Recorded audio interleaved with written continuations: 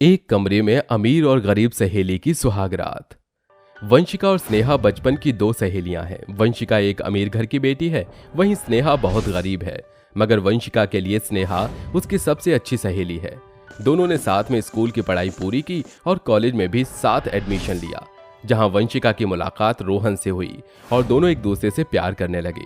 जब ये बात रोहन की लालची माँ कमला को पता चली तो उसने कहा, अजी ये लो मिठाई खाओ। अरे क्या बात है भाग्यवान, ये सुबह सुबह मिठाई किस खुशी में खिला रही हो? अजी वो वंशिका है, बड़े अमीर घर की लड़की है। मैंने तो सोच लिया है अब वही मेरे घर की बहू बनेगी। मगर भाग्यवान, शादी ब्याह के रिश्ते बराबरी वालों में ही अच्छे लगते हैं। वंशिका बड़े घर की बेटी है, क्या वो इस एक कमरे के ससुराल में रह पाएगी? हाँ रह लेगी, मेरे रोहन के लिए इतना तो कर ही लेगी। कमला रोहन का रिश्ता लेकर वंशिका के घर आती है। सचमुच लाखों में एक है मेरे रोहन की पसंद। बेटी अब बस तू जल्दी से बहू बनकर मेरे घर आ जा। मगर मम्मी जी, मेरी एक शर्त है, मेरे साथ मेरी सहेली स्नेहा भी आएगी, मेरी जेठानी बनकर। स्नेहा मेरी सहेली नहीं बल्कि मेरा साया है। बड़ा याराना लगता है। अगर मैंने इसकी गरीब सहेली का रिश्ता ठुकराया तो कहीं ये सोने की चिड़िया भी हाथ से ना निकल जाए। अरे हाँ हाँ, क्यों नहीं बहू, तेरी खुशी में मेरी खुशी है। कमला दोनों सहेलियों को शगुन दे देती है। कुछ ही दिनों में दोनों सहेलियां बहू बनकर ससुराल आती हैं, जहां अमीर बहू अपने साथ बहुत सारा दहेज लाती है, वहीं गरीब बहू अपने साथ एक बक्सा लाती है, जिसे देखकर लालची कमला अमीर बहू का गृह प्रवेश कराती है। आजा मेरी अमीर बहू, इस कलश को गिराकर गृह प्रवेश करो। अरे भाग्यवान, स्नेहा इस घर की बड़ी बहू है, इस नाते तुम्हें पहले उसका गृह प्रवेश कराना था। अजी तुम मुझे मत सिखा, मुझे पता है किसका गृह प्रवेश पहले करना है और किसे कैसे पेश आना है। वैसे भी क्या फर्क पड़ता है किसका गृह प्रवेश पहले होता है, दोनों सहेलियां ही तो हैं। माँ जी मैं बहुत ज्यादा थक गई हूँ, मेरा कमरा कहाँ है? चलो मैं तुम दोनों को तुम्हारा कमरा दिखा देती हूँ। कमला वंशिका और स्नेहा को कमरे में लाकर कहती है, यही तुम दोनों का कमरा है बहू, तू जरा मेरे साथ आ। जी मम्मी जी। कमला वंशिका को अकेले में लाकर उसे भड़काती हुई कहती है, देख बहू, बात कड़वी है मगर गरीबों को ज्यादा इज्जत दो तो वो गले पड़ जाते हैं। अब देख ले, अगर तू अपनी सहेली को शादी करके ना लाती तो आज उस कमरे में अकेले ठाठ से रहती। मगर अफसोस, अब तुझे अपने कमरे में अपनी गरीब सहेली को दिन रात झेलना होगा। अपनी सास के भड़कावे में आकर वंशिका कमरे में आकर गुस्से से कहती है, रोहन तुमने सुना मम्मी जी ने क्या कहा? एक कमरे में दो कपल्स की सुहागरात। It's such a disgusting. आखिर इस माचिस के डिब्बे जैसे कमरे में हम दोनों सहेली सुहागरात कैसे मनाएंगी? अरे मेरी प्यारी सी सहेली, तू मुंह मत सुजा, रुक मैं कुछ करती हूँ। स्नेहा कमरे के बीचों बीच एक पर्दा डाल देती है और एहसान फरामोश सहेली कमरे के बेड वाले हवादार हिस्से को चुनकर स्नेहा की गरीबी की बेइज्जती करते हुए कहती है, स्नेहा तुझे तो पता है कि मुझे बेड पर सोने की आदत है, मगर तुझे तो चटाई बोरी और गरीबों वाली गुदरी पर सोने की आदत है। तो सो जा, good night, let's go rohu baby. उस दिन पहली बार स्नेहा ने वंशिका की बातों में अमीरी का घमंड झलकते हुए देखा। वंशिका, तुमने ठीक नहीं किया, भाभी भैया जमीन पर सो रहे हैं और हम बेड पर। ओ प्लीज रोहू बेबी, मेरे रोमांटिक मूड को खराब मत करो, लेट्स हैव फन। ऐसा कहकर वंशिका रोहन को अपनी तरफ खींच लेती है। आखिरकार कमला की जहर भरी बातों ने दोनों सहेलियों के बीच अमीरी गरीबी की दीवार खड़ी कर दी। कमरे के जिस हिस्से में स्नेहा और सुमित सो रहे थे, वहां पंखे की जरा भी हवा पहुंच नहीं पा रही थी। वहीं जमीन से गर्मी के उठ रहे भभके से स्नेहा को नींद नहीं आती। तभी अचानक कमरे की लाइट कट जाती है और वंशिका कहती है, डैम, इस लाइट को भी आज हमारी सुहागरात पर ही गुल होना था। अचानक ढेर सारे मच्छर वंशिका के पास भिनभिनाते हुए वंशिका को काटने लगते हैं। अरे मेरी माँ, आवाज क्यों कर रही हो? स्नेहा भाभी और भैया क्या सोचेंगे? Shut up Rohan. अरे आज हमारी फर्स्ट नाइट है मगर तुम्हारी जगह ये मच्छर मेरे साथ फ्लर्ट कर रहे हैं। मुझे गर्मी लग रही है, प्लीज मुझे हवा करो। रोहन पेपर से हवा करने लगता है। वंशिका मजे की नींद सो जाती है, मगर स्नेहा रात भर जागती रह जाती है और सुबह के 4 बजे लाइट आती है। तभी कमला कमरे में आती है। स्नेहा बहू चल उठ जा, सुबह हो गई है। फिर स्नेहा घर की साफ सफाई करके सभी के लिए चाय नाश्ता बनाती है। वहीं वंशिका देर से बेड से उठकर शीशे में देखकर कहती है, ओह गॉड, ऐसा लग ही नहीं रहा कि कल मेरी सुहागरात थी। रोहू की जगह मच्छरों ने मुझे लव बाइट दी है। क्या दिन आ गए हैं। इसी तरह एक हफ्ता हो जाता है, जिसे देखकर वंशिका अपनी सास से कहती है, मम्मी जी बस बहुत हो गया, मैं स्नेहा के साथ एक कमरे में एडजस्ट नहीं कर पा रही हूँ। अरे आपको खुद समझना चाहिए, एक कमरे में 2 कपल कैसे रहेंगे। देख बहू, अब घर में सिर्फ 2 ही कमरे हैं, जिसमें से एक में तेरे ससुर जी और मैं रह रहे हैं और दूसरे में तुम। मगर मम्मी जी आपको कमरे की जरूरत ही क्या है, आप और ससुर जी तो कहीं भी सो सकते हैं। अपनी अमीर बहू की ये बात सुनकर कमला को बहुत बुरा लगता है। तभी राम नारायण कहता है, अरे बस छोटी बहू, इस घर को मैंने अपनी मेहनत से खड़ा किया है, समझी? इसलिए मेरे रहते कमला से उसका कमरा कोई नहीं छीन सकता। ये सुनकर वंशिका गुस्से में पैर पटकती हुई कमरे में आकर कहती है, अब मैं इन गए गुजरे गरीबों के बीच 1 सेकंड भी नहीं रुकने वाली। जैसे ही वंशिका सूटकेस लेकर कमरे से बाहर आती है, तभी स्नेहा आंसू भरी आंखों से कहती है, अरे मेरी प्यारी सहेली, तुम कहाँ जा रही हो? हटो मेरे रास्ते से स्नेहा। मैं इस गरीबी में सड़कर अपनी जिंदगी जाया नहीं करना चाहती। तुम्हें गरीबी झेलने की आदत है, बट मैं अपने सपनों और अपनी लाइफस्टाइल के साथ कोई कॉम्प्रोमाइज नहीं कर सकती। और ये सब तुम्हारे कारण हो रहा है। तुम मेरे कमरे में कबाब में हड्डी जो बनी हुई हो। हाँ। रुक जाओ वंशिका, इसे जाने दो सुमित भैया। वंशिका रुक जाओ, आज से वो कमरा सिर्फ तुम्हारा है, अब तो रुक जाओ। फाइन, मगर मैं उस टूटे फूटे कमरे में नहीं रहूंगी, आज ही इसे रेनोवेट करवाऊंगी। घमंडी अमीर वंशिका एक ही दिन में अपने कमरे का रेनोवेशन कराकर अपने साथ दहेज में आया सारा सामान अपने कमरे में शिफ्ट कर लेती है और रात में एक सेक्सी सी नाइटी पहन लेती है। तभी स्नेहा कमरे में आती है। तुम यहाँ? मुझे लगा मेरा रोहन है। देखो स्नेहा, आज मेरी सुहाग रात है, सो प्लीज अब कमरे में मत आना। नहीं आऊंगी मेरी प्यारी सहेली, बस मुझे ये चटाई चाहिए। हाँ ले जाओ, इसका यहाँ वैसे भी कोई काम नहीं है। थोड़ी देर में रोहन कमरे में आता है, जहाँ एक तरफ अमीर सहेली की सुहाग रात खुशियों भरी बीतती है, वहीं स्नेहा सुमित के साथ भिन भिन भरी गर्मी में छोटी सी जगह में सोती है। तभी सुमित कहता है, स्नेहा मुझे माफ कर देना। मैं जानता हूँ हर लड़की की आंखों में शादी के बाद उसके कई सारे सपने होते हैं, और खास करके सुहागरात के लिए, मगर मैं उसे पूरा नहीं कर सकता। सुमित जी, जिंदगी में सुख दुख का आना जाना तो लगा ही रहता है। हमारे पास सारी जिंदगी पड़ी हुई है, आज नहीं तो कल सही। स्नेहा के स्वभाव में झलकते परिवार को साथ लेकर चलने का आचरण देखकर राम नारायण और कमला को उससे हमदर्दी होती है। इसी तरह देखते ही देखते 2 महीने बीत जाते हैं। फिर एक दिन, स्नेहा बहू, वंशिका बहू, तैयार हो जाओ, आज हमें कहीं जाना है। थोड़ी देर में कमला और राम नारायण पूरे परिवार के साथ एक बड़े से घर में आते हैं, जहां कमला अपनी गरीब बहू का गृह प्रवेश कराती है। बहू, इस कलश को गिराकर अंदर आ जा। बहू जल्दी से गृह प्रवेश करके अंदर आती है और अपनी सास कमला से पूछती है, माँ जी, ये किसका घर है? आज से ये हमारा घर है और तू इस घर की लक्ष्मी है बहू। मगर माँ, पिताजी, इतना महंगा घर आपने कैसे खरीदा? बेटा, मैंने कुछ सालों पहले एक एफडी खोली थी, जो इस साल पूरी हो गई। उन्हीं पैसों से ये घर है। मगर बाबूजी, माँ जी, वो पैसे तो आपने अपने बुढ़ापे के लिए इकट्ठा किया था। बहू, तुझ जैसी घर जोड़कर रखने वाली बहू हो, उन्हें बुढ़ापे की क्या चिंता होगी। जब से तू बहू बनकर इस घर में आई है, हमारा कितना ख्याल रखा है तूने। सूरज उगने से पहले उठकर रात ढलने तक हमारी सेवा करती है, और अब तक तुझे सुमित के साथ वक्त गुजारने का लम्हा भी नहीं मिला।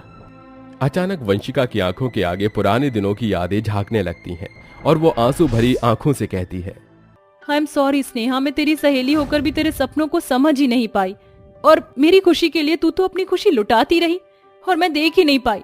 मगर आज का दिन तेरा है, आज तेरी ये सहेली तुझे दुल्हन के जैसे सजाएगी। इसके बाद स्नेहा अपनी शादी का जोड़ा पहनती है और वंशिका उसका मेकअप करती है, जिसके बाद सुमित कमरे में आकर कहता है, स्नेहा, मैं बहुत खुश नसीब हूँ जो मुझे तुम जैसी सुलझी हुई पत्नी मिली है। देखो, आज हमारी सुहागरात है।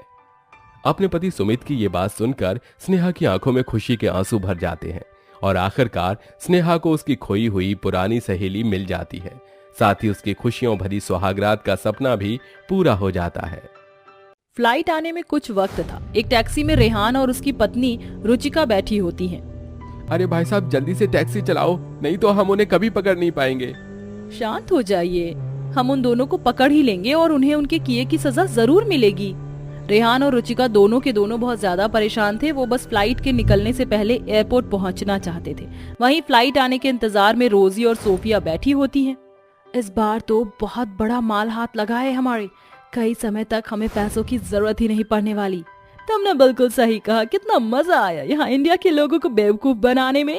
ये टिपिकल टाइप के इंडियन पति बेचारे का कुछ नहीं हो सकता। हमारी जैसी गोरी चमड़ी वाली विलायती लड़कियों को देखते ही बेचारे फिसल जाते हैं और उसके बाद इनका फायदा उठाना बहुत आसान हो जाता है।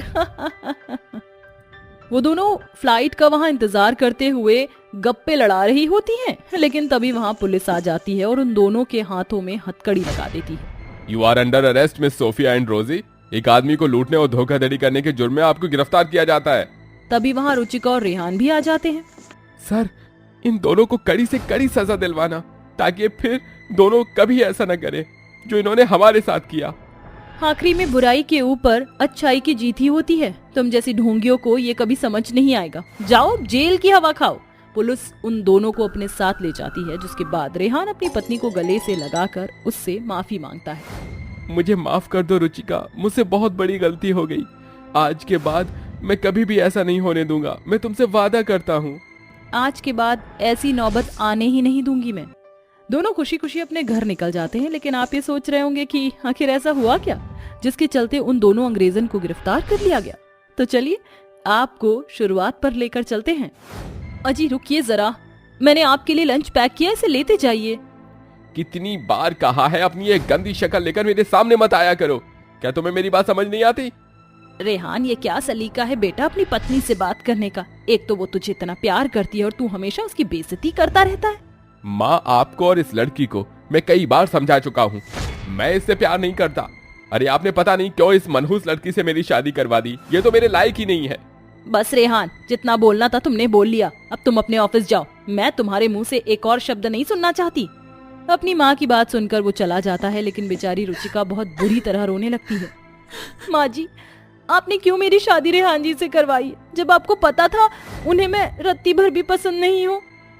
अरे बहू, तू ऐसा मत सोच। मेरा बेटा दिल का बहुत अच्छा है, वो बस थोड़ा परेशान है, इसलिए तुझ पर ही गुस्सा हो जाता है। रुचिका अपने आंसू पोंछ लेती है, जिसके बाद वो घर के कामों में लग जाती है। ऐसे ही बेचारी के रंग रूप की वजह से उसका पति उसे कुछ भी नहीं समझता और इस प्रकार उसकी जिंदगी दिन प्रतिदिन और भी मुश्किलों भरी हो जाती है। वहीं रेहान के ऑफिस में दो अमेरिकन लड़की आ जाती हैं जो बहुत सुंदर और गोरी होती हैं। उन दोनों के ऊपर ऑफिस के सभी लड़के पागल थे। अरे क्या मस्त है ये विलायती माल, सच में। अरे विश्वास ही नहीं होता मुझे तो, हमारे ऑफिस में एक नहीं बल्कि दो अंग्रेजन लड़कियां हैं। अरे वो जिसका नाम रोजी है, पर वो विलायती परी तो मेरी है, मेरी। सोफिया पर तो यार मैं फिदा हूँ, शादी भी कर लूंगा अगर वो चाहेगी तो। सब अपने मनों में सपने देख रहे होते हैं, लेकिन सोफिया और रोजी केवल रेहान से ही बात करती हैं। रेहान भी दोनों को बराबर की लाइन दे रहा होता है, मानो जैसे उसको यही तो चाहिए था। देखते ही देखते रेहान को उन दोनों अंग्रेजनों से प्यार हो जाता है, जिसके चलते वह एक दिन उन दोनों को प्रपोज करता है। क्या तुम दोनों मुझसे शादी करना चाहोगी? मैं तुम दोनों को ही प्यार करता हूँ। विलायती अंग्रेजन के प्यार में लट्टू रेहान दोनों से शादी करके उन्हें अपने साथ अपने घर ले आता है। माँ, इन दोनों से मिलो, ये आपकी बहू है, सोफिया और रोजी। उमा एक जोरदार तमाचा अपने बेटे के मुंह पर मारती है। तेरी पहले ही शादी हो चुकी है, तूने अपनी पत्नी के होते हुए उसकी सौतन लाने के बारे में सोचा भी कैसे? माँ, ये घर मेरा भी है और मेरी शादी आपने मेरी मर्जी से नहीं करवाई थी, मुझसे बिना पूछे जबरदस्ती करवाई थी। इन दोनों से शादी करने का फैसला मेरा है और मैं इनके साथ खुश हूँ। अहो, यहाँ कितनी गर्मी है रेहान, तुम्हारा कमरा कहाँ है? हाँ रेहान, मैं अभी बहुत थक गई हूँ, अपने रूम में ले चलो, वहीं कुछ देर आराम कर लेते हैं। रेहान उन दोनों को अपने कमरे में ले जाता है, जहाँ पर रुचिका सो रही होती है। इसकी इतनी हिम्मत कि ये मेरे बिस्तर पर सोए। रेहान फौरन ही रुचिका के बाल पकड़कर उसे उठाता है। उठो यहाँ से, अब ये कमरा मेरा और मेरी दोनों पत्नियों का है। रुचिका अपने सामने अपनी अंग्रेजन सौतन को देखकर हैरान रह जाती है। नहीं, ऐसा नहीं हो सकता, आप मेरे होते हुए मेरी सौतन कैसे ला सकते हो? कह दो कि ये झूठ है, मैं ये सब कैसे बर्दाश्त करूंगी? अपना सामान पैक करो और यहाँ से निकल जाओ, ये घर अब तुम्हारा नहीं है। और हाँ, ये भी सच है कि अब ये दोनों ही मेरी पत्नी हैं। नहीं नहीं, आप मुझे इस घर से मत निकालिए, मैं कहाँ जाऊंगी रेहान जी? समाज में सब लोग मेरे बारे में क्या कहेंगे। मेरे ऊपर इतना अत्याचार मत करो, मैं इस घर के किसी भी एक कोने में रह लूंगी।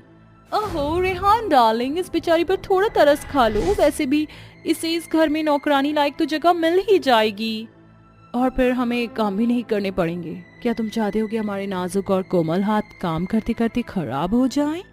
अरे मेरी जान, मैं ऐसा बिल्कुल नहीं चाहता। अब तुम बोलती हो तो ठीक है, रहने देता हूँ इसे इस घर में। ऐसा कहने के बाद रेहान रुचिका को अपने कमरे से बाहर करके अंदर से लॉक लगा लेता है। दरवाजे के बाहर खड़ी रुचिका बेचारी अपनी किस्मत को कोसने लगती है। ये कैसी किस्मत है मेरी, आज मेरी किस्मत और मेरे काले रंग की वजह से ही ये सब हुआ है। रुचिका रोते हुए वहां से जाने लगती है। तभी उसके सामने उमा आती है। बहू मुझे माफ कर दे, ये सब मेरी ही करनी है जो तू भुगत रही है। नहीं माँ, आपने तो अच्छा ही सोचा था, लेकिन मेरी किस्मत ही खराब है। आप परेशान मत होइए, सब ठीक हो जाएगा। उसकी बात सुनने के बाद उमा थोड़ी शांत हो जाती है और उसकी तरफ देखकर कहती है, बहुत हुआ, अब तुम्हें थोड़ी मेहनत करनी होगी अगर तुम्हें अपना पति वापस चाहिए तो। उमा अपनी बहू को अपने साथ पार्लर लेकर जाती है, जहाँ पूरे 6 घंटों के बाद जब वह उमा के सामने आती है, अरे वाह क्या बात है बहू, तू बहुत सुंदर लग रही है। अब तो रेहान तुझे अपनी शादी की पार्टी में देखता ही रह जाएगा। उमा अपनी बहू के साथ पार्टी में पहुंच जाती है, जहां सबकी नजर रुचिका के ऊपर ही होती है। रुचिका की खूबसूरती को देखकर रेहान भी हैरान रह जाता है, जिसके चलते विलायती रोजी और सोफिया भी फीकी पड़ जाती है। लेकिन वो रेहान को और शराब पिला देती हैं और एक कमरे में ले जाती हैं। रेहान, क्या तुम हमारे प्यार के लिए अपना सब कुछ हमारे नाम कर सकते हो? हाँ मेरी जान, अभी कर सकता हूँ। ये लो फिर करो अपना सब कुछ हमारे नाम। रेहान के नशे में होने का फायदा उठाकर रोजी और सोफिया उसका सब कुछ अपने नाम कर लेती हैं, जिसके बाद वो दोनों सामान पैक करती हैं और वहाँ से अगले दिन सुबह निकल जाती हैं। उन्हें जाते हुए देख रुचिका देख लेती है और रेहान को आकर बता देती है, मैंने अभी कुछ देर पहले ही रोजी और सोफिया को एयरपोर्ट की टैक्सी लेकर जाते हुए देखा है। ये सुनकर रेहान सब कुछ समझ जाता है, जिसके बाद वह रुचिका के साथ टैक्सी में बैठ जाते हैं और रेहान रोजी और सोफिया की सच्चाई रुचिका को बता देता है, जिसके बाद वह दोनों एयरपोर्ट पर समय से पहले पहुंचकर उन दोनों अंग्रेजन को पकड़ लेते हैं। और उस दिन के बाद रेहान को अकल आ जाती है और वह अपनी पत्नी रुचिका के साथ खुशी खुशी रहने लगता है।